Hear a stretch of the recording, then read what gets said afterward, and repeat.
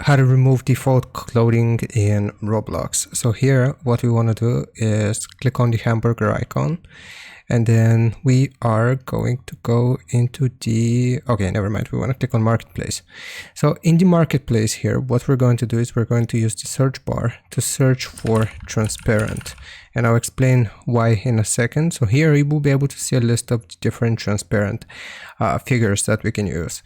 So basically, for example, if you want to get a transparent head here, it will cost you 75 Robux, and if I click on it, it will basically just remove my face and it will make me faceless. Now, we will obviously only equip these accessories as well as the hair, but we can repeat the same process for the body as well. So if we want to remove the default clothing here, you will see this shadow transparent suit. We can get this one. So if I click on try on, if I remove all of my clothing here, then this should look transparent. So like we have removed our clothes, and you can also change your skin tones and so on, so it matches better. So that's basically how you do it.